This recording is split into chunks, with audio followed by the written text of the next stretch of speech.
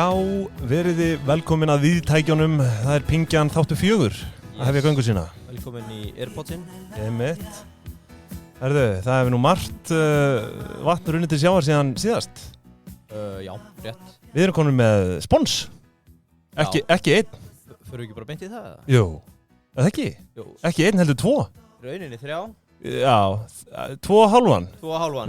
Þriðja og eftir að delivera. Já, það er svolítið það. við kíkjum á það kannski í 5. þætti, að öllum líkindum. Já. En sko þessi 2 fyrirtæki, nú náttúrulega sko eitt er að hjálta á með lífi í gegnum háskólanámið. Ég er náttúrulega enga tölu á því hversu mörgum þriðjudagstilboðum ég hef í mig graðkað, en þetta er að sjálfsögðu Dominos. Já, og það hefur hjálpað mér að halda BMI stuðlunum hærri heldur en hann ætti að vera hjá mér. Algjörlega. Nei, þegar maður er vel stemdur, þá er gott að fá sér góðan dóma. Já, bara, ég meina, ég get ekki, ég einhvern veginn enda alltaf á Dominos. Það er alveg sama hvað, sko, ég er með svona þessa svinddaga, sko. Það er alveg sama. Allir þriðjudagar? Nei, svona, kannski laugardagar, sunnudagar. Já. Það er alveg ótrúlegt. Sama hversu langt ég reyna að hugsa, þá endar það alltaf á Dominos. Já. Sem er gott og vel, enda bara minn uppáhalds veitingastæður. Já, svo við höldum áfram með þetta top of mind. Er þeir ekki bara búin að branda þriðjudagstilboð? Já, ég er nokkuð viss það. Ég veit að það hefur verið talað Deluxe daga með sumum. Alveg upp í sjóa eftir að Danny Deluxe byrja að vinna þar. Já. En ég veit að það eru margir sem tengja líka við Dominos. Þannig að Dominos Deluxe. En það er náttúrulega þá sjálfsagt að minnast á það að Megavikan, hún stendur núna yfir. Ekki bara Megavika, það er net. Já, nú aðeins þá í bara Dominos appinu og Dominos.is, eða ekki? Jú. Og ég held að það sé margt vitlausara heldur en að panta sér rjúkandi Dominos pizzu akkurat núna og leggja við hlustir á Pingjan þáttu 4. Já, ef þátturinn er að koma seint inn, þá bara ekki setna á veitna að hendi inn á pöntun. Ég segi það. Og svo náttúrulega hér frameftir á þriðjudögum að graðka í sig þriðjudagstilboðið, gamla góða. Og hver veit, nema við náum að díla við markastjóran að fara að gefa einhver gjafabréf í einhverja skemmtilega leiki. Ég vil vera með leiki. Já, algjörlega. Ég er sammála því. Það er eflaust þetta. Pingjan verði svona svolítið spila við íslenskra hlaðvarpa. Það sem þú spila með og húsið tapar alltaf. Eitthvað í þá átt. Já, algjörlega. Ég er tilbúin í að skoða það. Já, ég legg það fyrir nefnd. En svona bara til að halda rauða þræðinum, hvað getur við sagt, gangandi? Já. Eða vel strekktum. Þá er tíminn núna til að íta á follow á Spotify og gefa okkur einhvern. Algjörlega. Ef þú ert búin að fíla það sem þú hefur hlustað á og hingað til. Það eru margir að íta á follow, þannig að við erum mjög þakklátir fyrir það og við munum byrja að henda út gjafabréfum. Já, og tíminn er núna. Tíminn er núna. Hefur aldrei verið betra núna, en þá erum kannski best að minnast á annan sponsorinn okkar. Já. Sem er Joe and the Juice. Jói Djúsari. Jói Djúsari og ég verð að viðurkenna það. Hann er svona í jafnvel öðru sæti hjá mér. Já. Á eftir Dominos. Já. En engu að síður frábær matsölustaður. Ég komið þeir með spicy tuna til landsins, eða? Já, þetta er náttúrulega orðið bara ákveðið frumefni hérna á Íslandi. Ég get alveg trúa að þeir hafa verið fyrstir að koma með spicy tuna sem er inn í hverja einustu kjörbúð í dag og þú fer ekki í bakari að kaupa þér það sem álegg og hana brauð. Ég segi það. Ég held að Jói Djúsari hafi verið fyrstur með það. Algjörlega, og þeir eru með hérna þetta tilboð á miðvikudögum. Það sem að þú pantar í Joe appinu og það er hérna samloka á lítill juice eða kaffi á 1490, þannig að við mælum alveg klálega með því að kíkja á það. Já, það er allavega frábær bolli líka, þannig að það er ekki verra. Ég segi það. Svo hver veit nema þegar framleiðast undir að maður segir frá Joe and the Juice brandaranum sem ég var alltaf með við starfsfólk hann í Laugum. Það er kannski ekki tímaburt núna. Nei, ég held að við eigum hann inni. Eiga hann inni, algjörlega. En herðu, bara til að koma okkur að efninu, þá er það 2 ársreiningar núna í dag sem fyrr. Rétt. Og það eru Söstenni Grene. Já. Ég hef sem sagt ákveðið hér í dag að fara yfir danska hönnun. Já. Nánar tiltekið, Söstenni Grene. En ég held að þessa verslun þurfi nú vart að kynna fyrir Íslendingum. Ég held að það sé nú hægt að segja að það slegist nýja sendingar hann á hverju einasta ári og þá meina ég það bókstaflega. Já. Ég svona rakst fyrir slistni á gamla frétt sem að kveikti í mér þennan næsta sko að kynna mér reksturinn örlítið nánar, en þá verði ég samt að viðurkenna það að ég hef nú ekki staðið í röð þarna fyrir utan en eins og sumir og margir og það hefur legið við handalögumálum allavega með þessa frétt sem ég reyndi þannig í. Það kannski eitt fyrir okkur hlustendur áður þú dempir að stað. Heitir reikningurinn bara Söstrarni Greni eða? Nei, fyrirtækið, ég á eftir að koma því hérna. Ég er svo bráður. Já, voðalegt þetta drengur. Nei, þetta, það bara næsta dagskrá hérna, fyrirtækið heitir Kiosk EHF sem rekur Söstrarni Greni. Ég reyndar hef alltaf sagt Systrarni Gröni, ég veit ekki, það kannski slæmur á henni. En til að kynna okkur það eins, bara eignarhaldið, þá skiptist það á eftirfarandi hátt samkvæmt ársreikningi 2020, það er Aðalsteinn Þórarinsson, hann fer með stærstan hluta 38,2%, Kristín Sigríður Reynisdóttir 29,3%, Arctic EHF 22,5% sem er í 100% eigu Ægis Mána Helgasonar og svo á félagið 10% í sjálfu sér. Okay. Sem að... engin dönsk tenging að inn eða? Nei, ég sé hann ekki. Ég veit nú ekki alveg hvernig, því að búðin er vissulega dönsk. Já. Verslunin. Ég svo sem þekki ekki nánar hvernig því er skipt sko, en við erum ekki hér til þess. Nei, bara dempum okkur í þetta. En við byrjum bara að fara yfir tekjunar.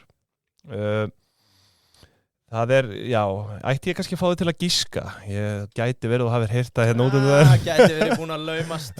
Ok, en við skulum allan að fara hérna yfir, þetta er 2016 til 19, þá er nokkuð stöðug velta á bilinu svona 370 til 420 milljóna króna.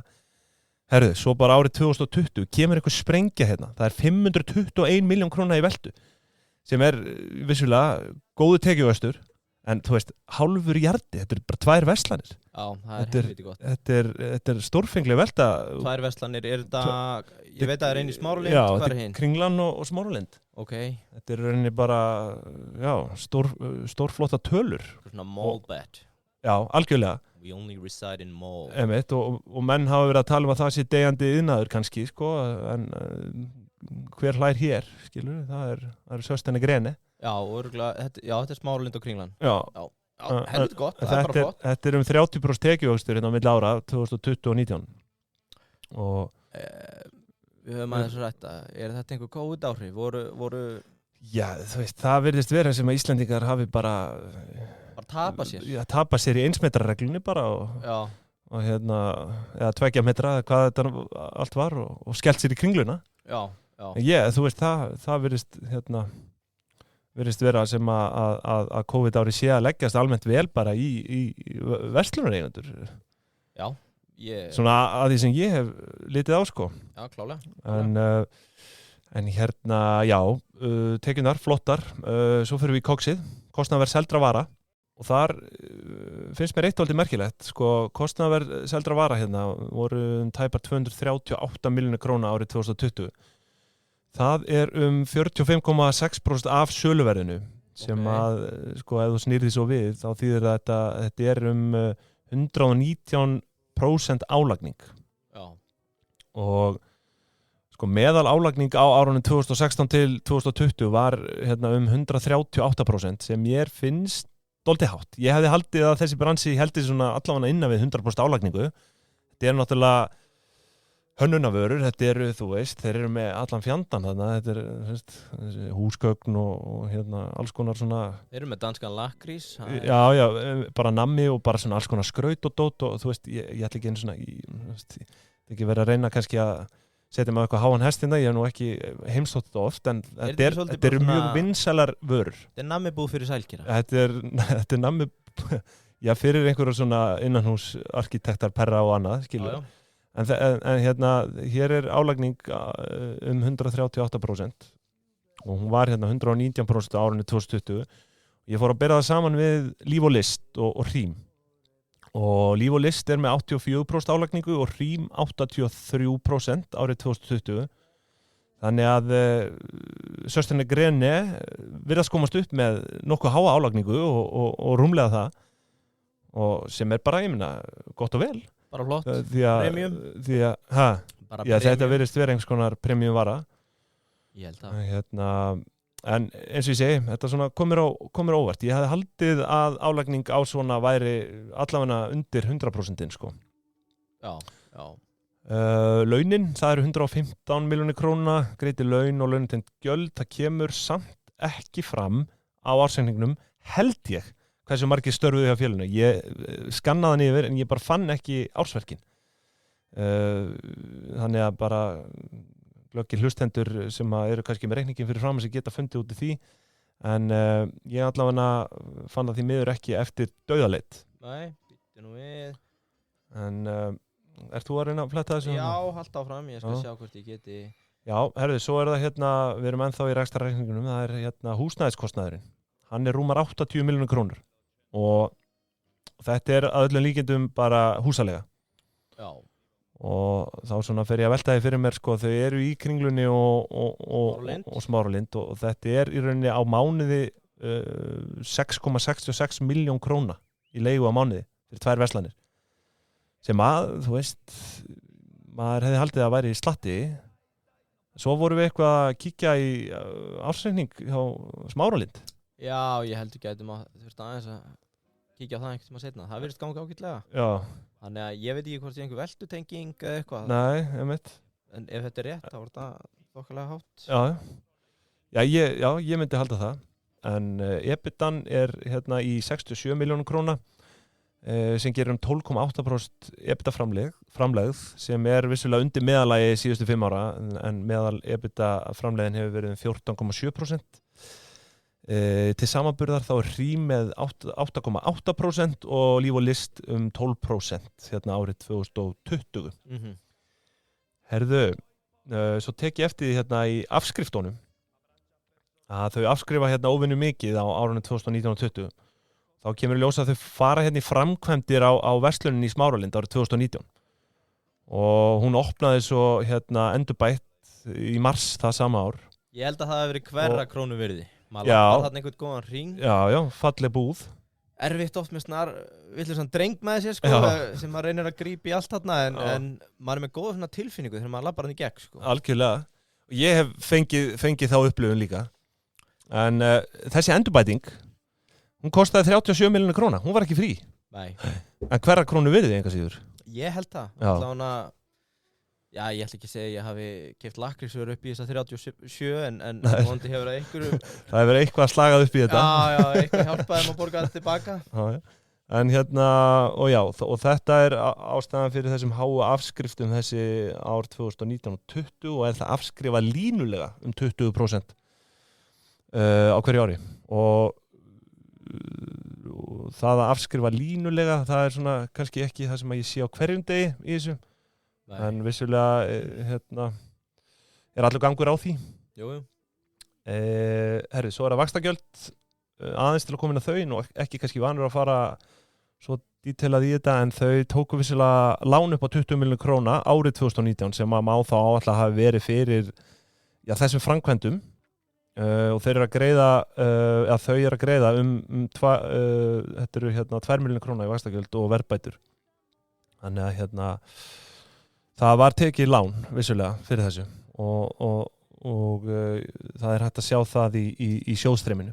Hér eru við loksins komnir með gott sjóðstreymisyfirlit. Gleymistreymi eða sjóðsgleymi eða hvað sem þú vilt kalla það. Já. En herru, þá það bara hagnaðurinn. Hagnaður ársins fyrir skatthæpar 53 milljónir króna, rúmlega 42 milljónir króna í hreinan hagnað og það eiginlega lyginni líkast hversu vel þetta hefur gengið því að þetta tæplega 220 milljón króna hreinn hagnaður yfir þessi 5 ár. Það bara, ef við skiptum því niður á mánuði, það 3,66 milljónir króna á mánuði í hagnaða meðaltali yfir tímabilið 2016 til 2020. Er það ekki bara stórkostlegt? Ég segi, þetta bara lyginni líkast. Dembum okkur bara þá yfir í efnahagsreikninginn. Þar eru fasta fjármunir fremstir og stærstu hluti af því svona fært sem innréttingar sem að þá ekkert annað bara en þessi endurbætta verslun. Þær hafa reyndar verið færðar niður 40% á þessu 2 árum eins og ég nefndi í afskriftunum. Sem sagt færðar niður að afskrifa. En eins og ég segja, það allur gangur á afskriftunum sko, og þessi línulega afskrift eitthvað sem ég hef ekki séð mikið af en allt gott og vel. Veltufjármunir, ég svona kannski ekki verið að gefa því mikinn gaum fyrir utan handbært fé hinga til, en veltufjármunir eru rúmar 134 milljónir króna árið 2020 og af því handbært fé rúmar 67 milljónir króna.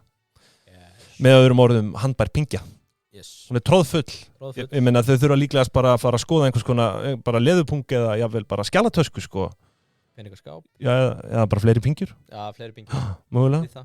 En þannig að pingjan virðist vera nokkuð full allavega að hinga til og en undir veltufjármunni falla fleiri stærðir og það meðal annars birgðir.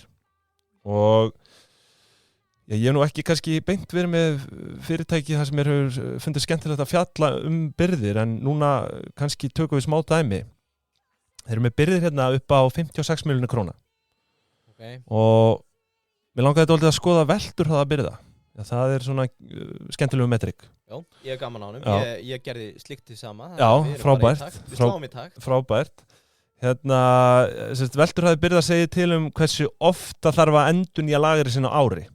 Ég hefði haldið að það væri svona tiltölulega röskur velturhraði hjá þeim en kemur ljós að hann er 4,66 sem að þú veist miðað við samaburð virðist vera nokkuð góður velturhraði. Já, ertu að bera saman við Þá er ég að bera saman við Rím og Líf og List en svo er þetta að skoða biðtíma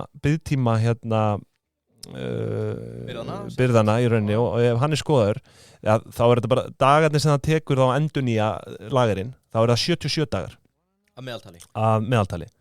Og til samanburðar þá er biðtími byrða hjá Rím 141 dagur og Líf og List 240 dagar. Þannig að sko Söstrina Greni þú veist, þar er verið að tæma nokkuð fljótt sem kemur svo sem lítið óvart, ég meina það er alltaf bara allsherjar álöp þarna. Hann er svona 5 sinnum ári bara panta. Nákvæmlega. 1000 check.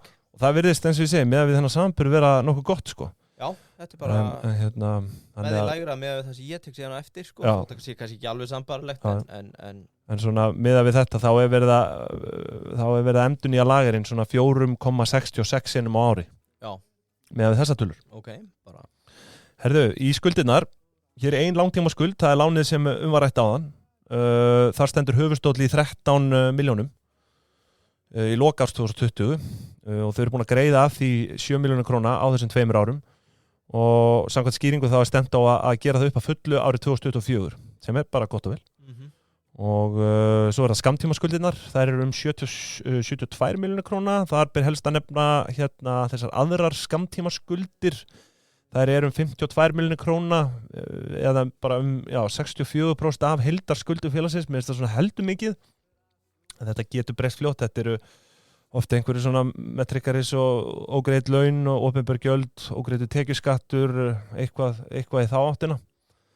En ef við skoðum svo skuldahlutfallið þá er það 51% sem að, kannski, ég veit ekki, svona kannski, veit ekki alveg hvort það sé, þú veist, tíðkist í þessum bransa eða ekki, en maður myndi halda að það væri nú allt í lagi.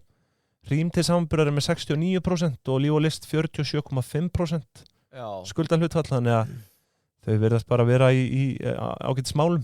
Já, og þetta sem sagt, eru þau öll að eiga við samu tekjuaukningunan 2020? Þetta er bara landinn, reif upp pingjuna í COVID? Já, sko, ég nú reyndar... Við gerum bara ráð fyrir. Já, ég held það, já. Allavega Söstrina Greni. Já, allavega Söstrina Greni og ég held að það sé gegnum gangandi líka á hinum fyrirtækjunum, en nú nenni ég ekki að fara tíma í að opna það allt. Nei, fyrir ekki. En hér eru við að einblína á Söstrinni. Akkurat. Og þar var gert vel allavega. En herðu, við komumst nú ekki gegnum þáttinn á þess að minnast á skammtíma greiðsluhæfið. Þar er veltufjár hlutfallið hjá Söstrinni 1,87 sem er bara fínasta veltufjár hlutfall og svo er það lausafjár hlutfallið sem fyrr, það er harðari mælikvarði á skammtíma greiðsluhæfi. Já. Og það stendur í 1,09 og þú veist það þarf ekki að hafa neina teljandi áhyggjur af því þó að það síði niður fyrir ásinn sko, því að reksturinn í rauninni það flottur að það væri alveg hægt að mæta því sko. En við viljum svona helst sjá stuðulinn hærri neitt og það hann. Ert að styðjast við þriðja testamentið þá? Já, það er hvað hétt þetta? Prónefnd bókarar? Prónefnd, einmitt. Mikil þakk fyrir þá og þeirra framlag. Já, takk fyrir það. Kannski fáum þessum spónus? Prónefnd viðurkenndra bókara? Það ekki? Ég skal taka það símtal. Herðu, þá er það bara réttið til lokin. Það er eigifé. Það er óráðstafað eigifé upp á 80 milljónir króna. Óráðstöðu pingja. Það er rauninni bara, eins og ég sé, hef sagt margótt áður, uppsamnar hagnaður, arðgreiðsla kemur vissulega til frádráttar en það er búið að pumpa út arði síðustu 5 ár Já, Sörsteinagreini. Fín eiginfjárstaða þrátt fyrir það sko, þannig að þú veist, þetta er tæpar 153 milljónir króna í arðgreiðslu til eiganda árunum 2016-2020 samkvæmt sjóstreymisyfirliti sem að var nokkuð ítalegt og flott og ber þeim hinum mestu þakki fyrir það. Já. Flott, og þannig að þú veist, eins og ég segi, bara til fyrirmyndar og aðeins bara svona örstuð til við sjóðstreymi, það er hækkun að handbæri fé yfir tímabilið upp á 44 milljónir króna. Þannig að félagið er að enda með 67 milljónir króna í lok árs inn á bankanum. Þannig að þetta draga þetta saman, bara stórfít rekstur, þú veist, þetta eru bara 2 verslanir sem bera mjög góðan arð. Þetta stenst okkar álagspróf alveg klálega og þú veist, ég meina pingjurna djúpar, maður minn ekki bara fyrirtækisins heldur lítur út fyrir að bara pingjur eiganda séu bara yfir meðalagið þungar sko. Já, bara vel gert. Bara til fyrirmyndar. Ég tek eftir bara við létt Google. Þetta er sem sagt bara, þetta er dönsk keðja. Já, frá 73, gott ef ekki. Já. Inger Greni og Knút. Kristen Vápel Olsen. Svo er það alltaf að tala um Önnu og Klöru. Já. Það er ávíst að vera, ég held að það er að vera konurnar framan á merkinu. Já. Getur það ekki verið? Jú, getur verið. Já. Þetta er skemmtilegt logo. Þannig að... Já, bara til fyrirmyndar sko. Já.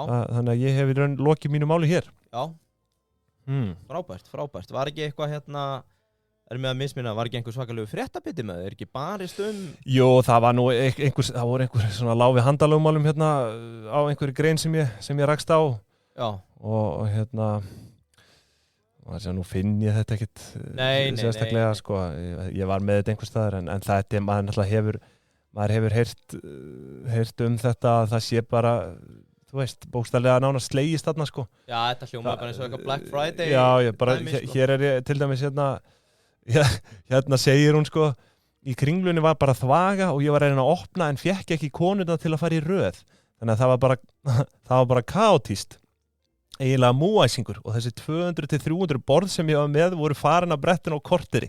Svo var ég klukkutíma að afgreiða röðina sem náði gegnum alla búðina og við verðum að setja takmörk 2 borð á mann. Hvurslags þetta er náttúrulega. Þetta er bara eins og Árbæðarskóli í 8. bekk þegar það var mjólkurstríð hjá MS þegar mjólkin kostaði krónu. Ég man vel eftir því. Já, við þurfum eiginlega að rifja það upp. Já, það var svakalegu tími sko. Maður var bara að fara í frímínútum að kaupa lítra mjólk til að hella niður í holræsi sko. Það er náttúrulega, þar sáum við bara verðhjöðnun í fyrsta skipti bara á vísitölu neysluverðs bara frá upphafi mælinga sko. Já. Liggu við. Og svo erum við bara að upplifa þetta með systrinni Greni að mæður okkar og jafnaldrar berjast borðin. Ég segi það. Ég held þetta magna, þetta fór alveg fram hjá mér. Gaman að þessu. Það myndi á mjólkurstríðin, góðu. Jú. Þau voru neytendum hagstæð, eða það ekki? Hvað segirðu? Voru þau ekki neytendum hagstæð? Jú, það var verið að gefa mjólk í bónusmanni sko. Það gekk það langt sko. Ég held að... 5 lítrar á mann eða eitthvað. Já. Þetta var magnaður tíma allan. Það var komið kvóti á að kaupa mjólk. Ég var sendur fyrir frænkum mín að kaupa. Já, við rifum það upp síðan, það var alveg... Tími góðarisins, 2007. Yes, heyrðu. Því lítið ár maður. Geggjað, góður rekstur, skemmtilegt fyrirtæki, flott búð. Algjörlega, og þú veist, djúpar pingjur held ég. Bara ég skelli því á Sörsteina grönu. Hvað voru við að tala per búð? Velta, er þetta ekki 200 og eitthvað? Já, þú veist, ef við tökum meðaltalið, þá er þetta 260 bara per búð, sko. Ég ætla að fara og kaupa mér hann að lakrísur á laugardaginn. Styðja við hann góða rekstur. Yes, heyrðu. Á ég þá ekki bara taka yfir? Jó. Sko, ég tók Slippfélagið. Já. Ég var búinn að segja þér frá því, eða ekki? Jú, Já, flott. þú har haft orð á því, sko. Heyrðu, ég var samt að passa mig að segja ekki um mikið því að staðan svo samkvæmt því sem að ég sé hér þegar Slippfélagið var 100 ára saga Slippfélagsins að þá tíðrætt að þetta sé næst elsta hlutafélag landsins stofnað senast 1902 og áður en ég svona dembi mér í þetta og langaði mig bara að spyrja viltu giska hvað elsta EHF á landinu? Elsta? Já. Seglagerðin? Nei, þú ert nálægt. Á ég að tipsa þig? Býtu, Ellingsen? Fyrirferða mikil í loðnuvertíð? Vestmannaeyjar? Ég ekki setja mig svona punktinn. Ísfélag Vestmannaeyjar? Já. Ísfélagið.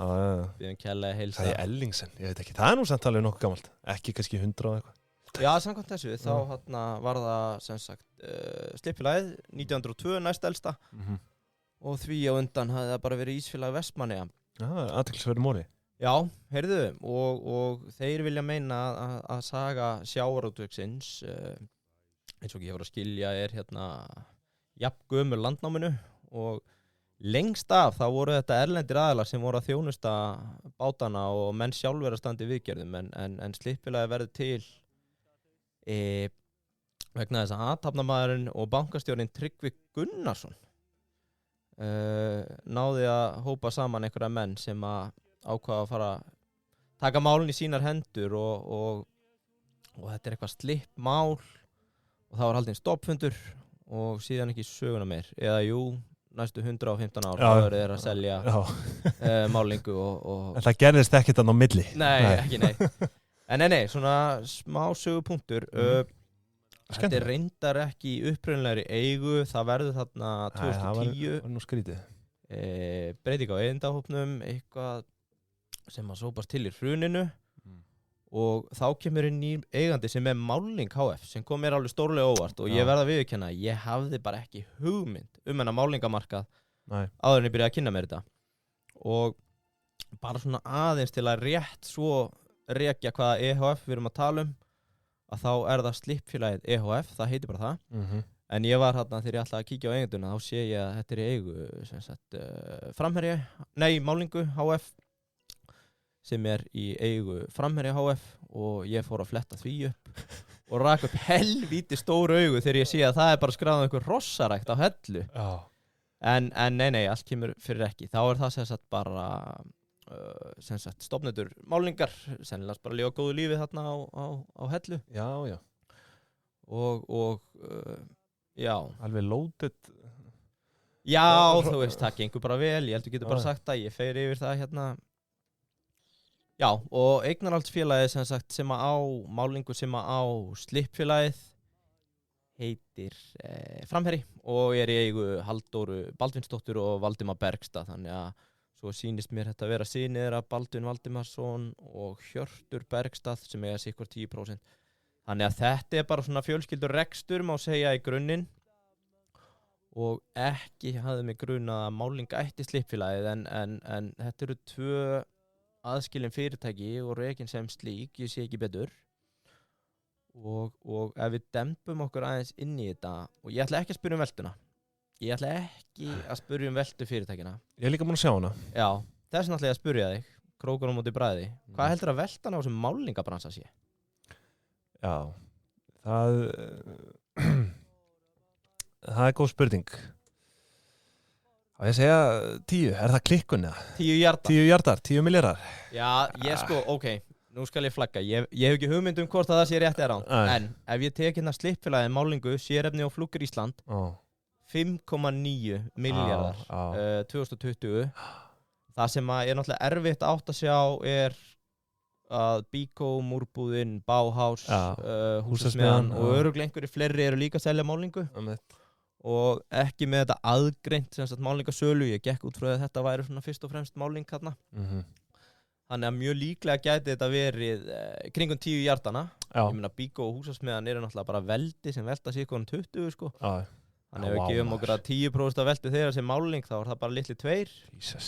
Já, rosalegt. En allavega þessar málingablokkir sem að standa hérna utan skóa, slippfélagi Máling Sérefn og Flugger að velta 5,9 milljörðum og slippfélagi þar af með 1,5 eða 1560 milljónir í tekjur.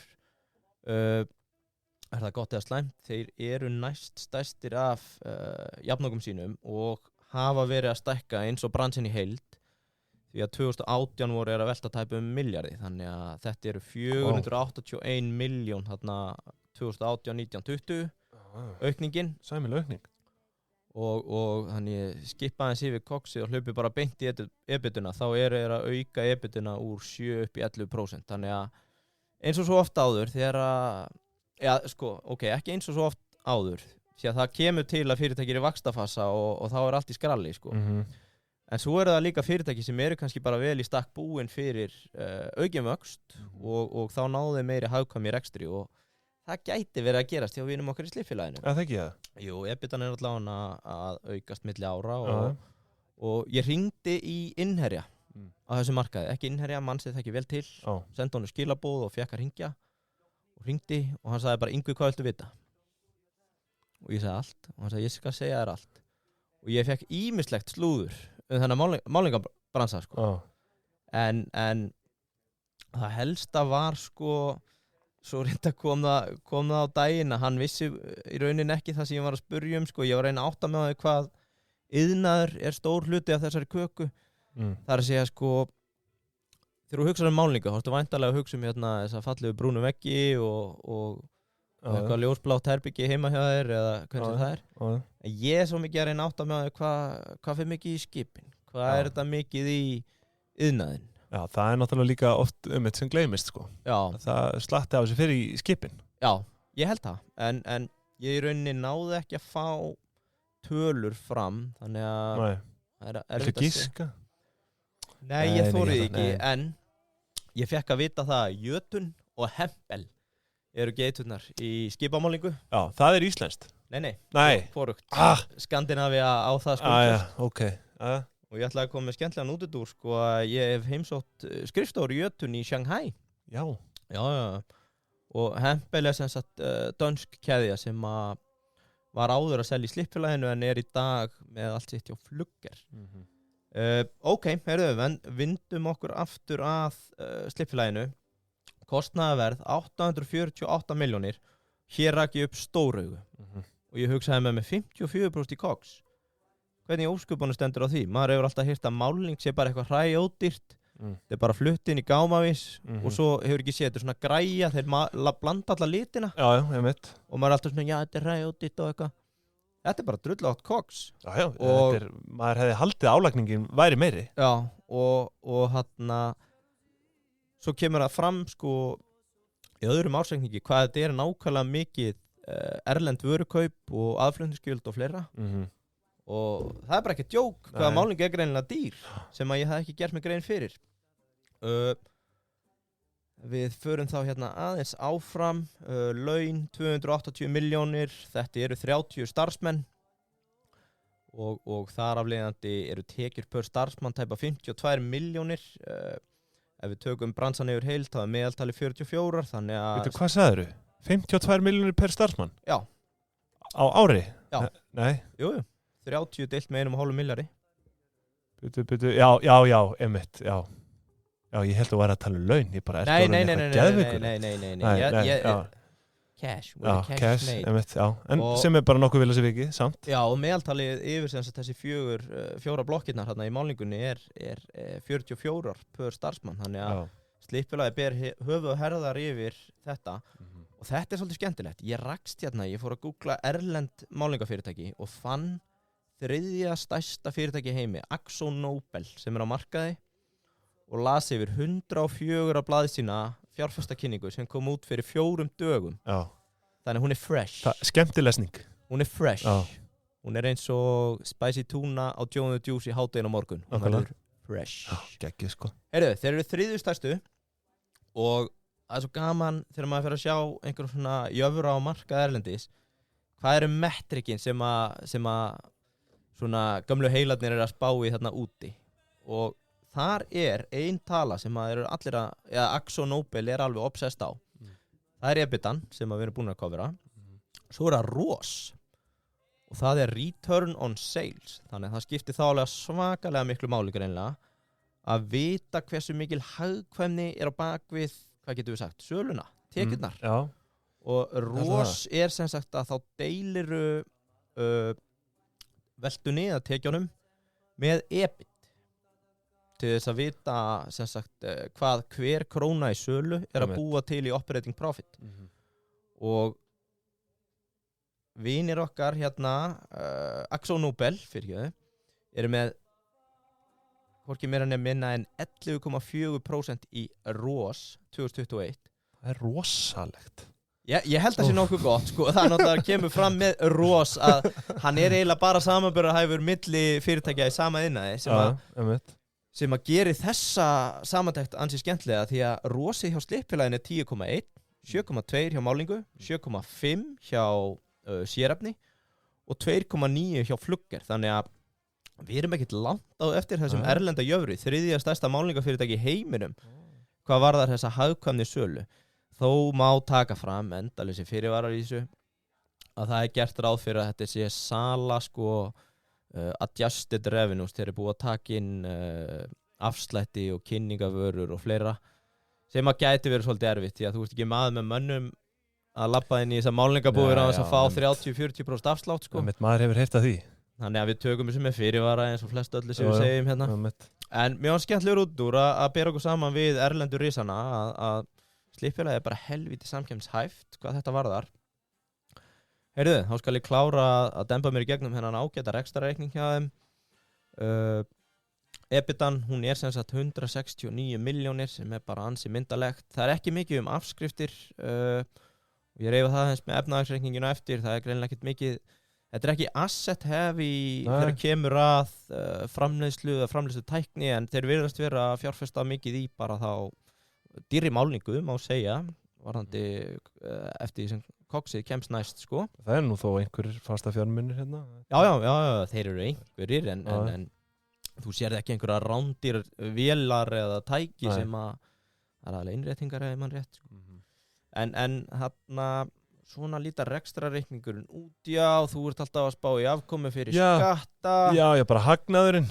Þetta bara ansi myndalegur hagnaður. Já, bara vel gert. 135 milljónir. Já, akkurat. Það hefur nú séð að vera. Jú.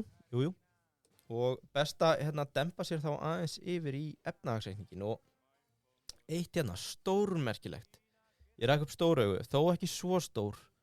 Þegar ég rendi fyrst yfir þetta, ég tek eftir að þeir eru eiginlega bara ekkert með langtímaskuldir.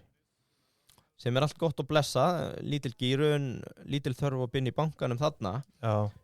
En þegar ég líti yfir bransan, þessar 4 blokkir, það enginn aðeins með langtíma skuldir. Hvað það? Það bara eins og málningamenn hati bankastofnanir. Já, þeir eru ekki mikið að gíra sig. Nei, þeir eru bara aðalega einhverjar örfáar skamtíma skuldir bara. Já, það nefnilega, ef við bara rúli yfir skuldirnar, viðskiptaskuldir, 17, eðlilegt, skuldir tengt félög, 62, vantarlega einhver vörukaup frá móðufélagi eða öðrum tengdum aðilum. Ýmsar skamtíma skuldir, gott og blessað. Skattar ársins 31, heildarskuldir 150, þannig að eigi fjórskuldir 639, þú sér það skulda 150 miljónir. Þetta lágt skuldahlutfall. Bara... Og þetta gegnum gangandi bara í það bransanum? Það bara enginn af þessum 4 með langtímaskuldir. Þannig að skuldahlutfallið bara svona point blank, 23%. Tökum eldu fyrir hlutfallið þitt hérna, deluxe hlutfallið svo kallað, 3,28. Já, herðu. Bara kemur mig til hérna með þessu. Já, eigundunir heyra hérna, harðu mæli hvarið þar að vera einn. Þreföldu það bara. Það ert ekki að grínast það? Nei, þetta 3,28 og gott betur hjá móðufélaginu. Málninga með 3,79. Svo þetta kannski, ég ætla ekki að segja þetta, horfðu til verri vegar hjá sérefni og flugger sem eru bara minni félög, en þar þetta í kringum 1,46 og 1,56. Já, þetta bara sem ekkert til að hafa ágjur af. Nei. Heyrðu, veldur hafði byrða, þetta áhugavert að dempa sér í þetta. Tókum það fyrir núna í fyrsta sinn? Já, báðir, þegar við greinilega feikum einhverju upplifun hann eftir að rættum þetta með flati daginn, en veldur hafði byrða hjá slippfélaginu 6,32, sem sagt 57,74 dagar í biðtíma. Hvað sagðirðu, 50? 7,74 og hérna erum við náttúrulega að tala Já, hann endurnýjast fljótar þessi lager en hjá Söstrina Greni. Já, og sérefni 4,69 sem bara á pari við Söstrinu og sérefni náttúrulega með þessa 7 strand tengingu sem annarkvort í Svíþjóð eða Danmörk, kannski að fylgja einhverju stefnu þarna frá Skandinavíu með endurnýjum byrða, ég veit það ekki. Hver veit? Áhugavert í þetta, velturhraði byrða 6,32, móðurfélagið, máling, sami bransi, þó málingaverksmiða gæti verið munur, ég held samt að slippfélagið séu líka búið til eiginmálingu, 2,99, 121 dagur í biðtíma. Og hvað að valda því? Ég veit það ekki, minn maður á markaðinum hafði ekki hugmyndu það, hann sagði ekki spyrja mig einhversu ég veit ekki, ég get ekki svaraði og hann bara neitaði að svara. Já, en það sem ég get með til að sko, ef að máling að meiri leiti að framleiða málingu í massavís og slippfélagið með 6 sölustæði, ef ég ekki að fara með rangt mál, ég taldi það, að þá getur vel verið að það sé meira retail outlet á meðan að hitti framleiðsla og bölk og sala, máling náttúrulega út allt land líka. Það væri svona eðlileg skýring. Já, og það rauninni útskýrinn að mun á milli tengdra aðila eða tengdra félaga að outletið kannski bara gulli, meiri máling og þeir sé að panta, skiluru, á þarna tæplega 2 mánaða fresti á meðan að eins og hann talaði málingi náttúrulega alltaf með MN2. Hver eru MN2? Það að malla málingu. Þeir bara alltaf að malla málingu, búina til og svo veit ég ekki alveg hvað að gerast hjá sérefni og fluggir í þessum efnum en mig grunar það sé nú mestmegnis bara innflutningur enda bæði fyrirtæki á Norðurlöndunum fyrirfæra mikil. MN2 maður. MN2 bara, hann sagði það, MN2, þeir bara malla málingu alla daga. Eitt hérna áðunum förum í gleymistreymið varðandi vöru, þróun og fleira. Mér finnst alveg stórmerkilegt að við séum að standa í þessum stóru risum erlendis, Jötun, Nordsjö, Sikkens, Flugger og Hempel. Þetta eru risa vörumerki á alþjóðavísu með Kópal. Og ég fann blaðagrein sko frá 74 þar sem að máling bara búið að vera með Kópal málingu. Nú veit ég sko ekki neitt málingu, bara ekki neitt. Ég veit hvað Kópal er. Já. Ég hef séð það margoft. Já. Svo eitthvað sem heitir Kjörvari. Svo það þannig að ég held að Jötun sé inn í Bíkó og húsasmiðan og Bíkó að kaupa af þeim einhverja málingu og örugglega með einhver önnur vörumerki. Þannig að þetta geggjaður bransi. Jæja, þá komið að gleymistreyminu, best að klára þetta bara. Handbært fé frá rekstri, 132 milljónir. Fjármögnunarhreyfingar -42, þeir fjárfestu þarna í hvað var það aftur, nú þarf ég að fara yfir í reikningin. Þið fletti bara upp sjálf eða vilja vita að þetta var einhver skemmtileg fjárfesting og það ekki greiddur út arður þrátt fyrir svakalega gott ár. Nei, það einmitt sko og það gegnum gangandi. Fer þetta ekki bara mest í bara uppbyggingu á félaginu? Jú, ég get ekki betur séð. Ég meina ekki þið að skuldsetja sig, það nokkuð ljóst. Nei. Þannig að þið ekki bara staðið fyrir að greiða út arð bara fer allt í reksturinn bara. Það virðist vera sko. Þurfum ekkert að skuldsetja sig. Það virðist ekki vera allavega. Nei, og gengur vel. Þetta þetta risavaksin iðnaður og í rauninni í hlutfalli ekkert einhverjar hrottalegar EBITDA framleiðir eða framleiða tölur, þetta vel rekið og gengur vel. Nóg í pinginu hérna. Já. Handbær pingja 187 milljónir í lok árs. Já, þannig að það bara mjög gaman að fylgjast með þessu. Það líka eitt finnst skammtíma greiðsluhæfi líka maður. Halló. Ég hef ekki nokkrar áhyggjur á þeim. Nei, ég bara sleppti að fara í það sko. Nei, ég að segja að þú varst að tala um veltufjár hlutfallið þannig áðan. Já. Bara, engar áhyggjur á þeim. Já, halló, binni í bankanum minna. Já, hringdi einhvern annan. Við þurfum ekki lán. Þetta bara staðan. Við þurfum aldrei að heyra röddin í binna. Aldrei.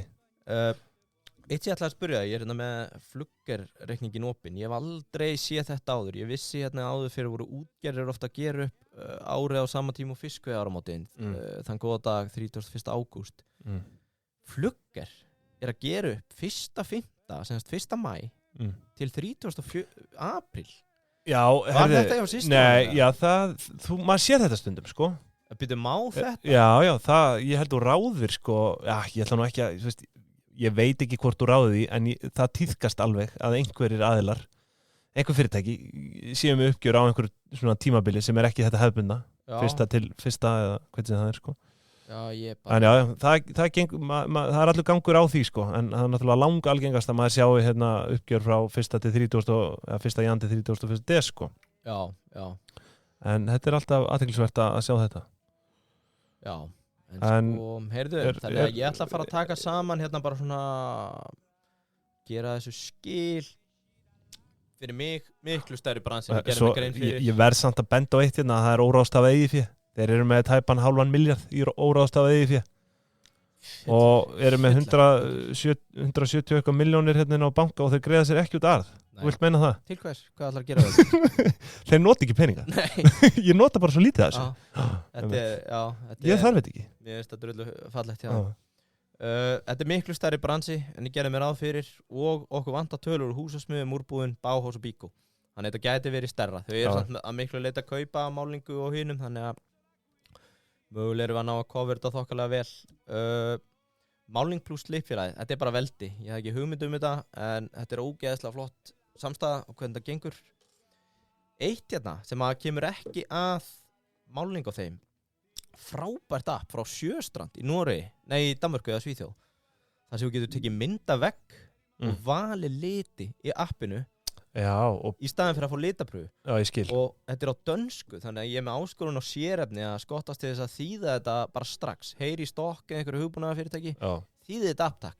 Við notum ekki dönsku app hérna. Þannig að það væri frábært að fá þetta app á íslensku. Eitt hérna, svona að lokum sem ég tek eftir. Sko, ég hef ekki ennþá fundið litakort sem er svona influencer sem er ekki stelpa. Og þú kannski, það var náttúrulega stríð hérna í fyrra eða hitt í fyrra milli einhverja hönnuða, ég heldur hún heiti, hvað heitir hún, Sæja. Það voru að bítast eitthvað hérna litapalettu, Rut Kára, já, innanúrsögnurinn Rut Kára sakar hönnur slippilega sem hafa takið litakort ófrjálsi hendi, gert það sín eigin. Ég veit bara ekkert hvað það tala sko. Nei, en þú veist, það er alltaf einhverju influencerar fengnir til að vera með litapalettu. Og eitt hérna, ekki að það skipti mér neinu máli, en þetta kom fram í spjallinu við innherjan. Þannig að þetta eru bara konur, en ég er búin að heyra að litapalettan hans, Sir Arnar Gauta hjá húsasmiðinni, hafi verið svo mest selda á síðast ári. Er það staðreynd eða? Nei, ekki staðreynd, en hann vildi meina að hún hafi slegið í gegn sko. Svo sá ég held í aðra frétta sem einhver var að sagja að það væri stuldur, þannig að það er bölva bíf á þessu markaði. Ég ætla ekki að segja köllum eftir að fá fleiri kalla málara influencers, en mér fannst það áhugavert. Eitt með hennan bransa, því hann er tiltölulega ósexy, ef þú hugsar hann, að það er eins og einhverju markasnördar hafi komist í þetta, og þegar þú ert að skoða heimasíðurnar, dempir inn í þetta, ferð að skoða, það er búið að taka helviti mikið til í þessum geira sko. Máling er ekki bara máling, þú ert með litapalettur, þú ert með þessa influencera, heimasíðurnar er að mæla með fagmönnum, ráðgjafar, innanúrshönnuðir. Þetta er líka eitthvað sem allir þurfa, þú veist, einn daginn sko. Og mögulega er bara ekki komið að því í mínu lífi, ég er náttúrulega flutt inn húsnæði 2 ára, þannig að ég var búið að mála. Ég er ekki komin í búskilur, þannig að hérna, allir við séum seint ég hef bara ekki þurft að mála skilur. Við erum að koma seint að borðinu kannski. Ég hef vissulega málað, en ég hef aldrei þurft að spá í þessu sjálfur sko. Nei. Þannig að hérna og þetta er svolítið, þegar maður fyrir að dempa sér inn í þetta, það er búið að lifta grettistaki í markaðsmálum hérna, og náttúrulega slíppfélagið er að auglýsa í podcastum, það eru sjónvarpsþættir og maður sér þetta út allt sko. Þannig að maður er meðvitaðri núna. Takk málingabransi. Og að lokum afslættir, það er bara þetta, þú ert ekki maður með mönnum og labbar ekki inn í málingabúð og út með 30, 40, 50% afslátt sko. Nei, einmitt, þetta er það sem ég hef heyrt. Þannig að maður þarf að vera búin að virka sig upp að einhverjum triksum. Það virkar, en bara flotta, maður elskar náttúrulega að fara og fá good shit afslátt. Ég er ekki bara spurningum að koma að inn og vera kammo og næs bara. Ég held það. Svona koma mjúkt aftan að þeim. Jú, klálega. Ég held að ég sé bara tæmdur með þessa yfirferð á málarmarkaði, slíppfélagið, máling, ekki söstrenni, sérefni og fleiri góðir. Það er þá kannski bara komið að lokum hjá okkur, Já. er það ekki? Myndirðu segja að Pingja væri djúp þarna eða hvað? Bara, Það ekki grafin einhvers staðar niður í hólu, sko, það er bara... Þeir eru bara farnir að fela peninga þarna. Nei, við erum alls ekki að segja það, sko. Nei, ég fer nú ekki, þá á ég ekki við það. Nei. En það er bara komast ekki fyrir lengur. Nei, þetta er drullu þung Pingja og ég bara tek hattinn á hann. Heyrðu, það er kannski að lokum. Erum við að detti einhvern... Já, Bella Ciao er komið á fóninn, það þýðir svona yfirleitt að við erum á útlið. Já, það var henda okkur út. Já. Heyrðu, eitt fáránlega skemmtilegt. Ég sá í deilileiknum okkar síðustu viku. Við ætlum núna að redda vinningum í það. Já. Dominos eða Joe & the Juice gefa bréf, við höfum eftir að díla það. Já. Við finnum eitthvað út af því. Helviti gott að vera að senda á vinnustað workplace chatið. Það er verið að senda okkur screenshot af því. Það er helviti gott að vera að senda á einhvern vinnufélag, helst einhvern sem þú þekkir ekkert svo mikið. Ég held að þú getur haft gaman að þessu og linka á pingina. Já.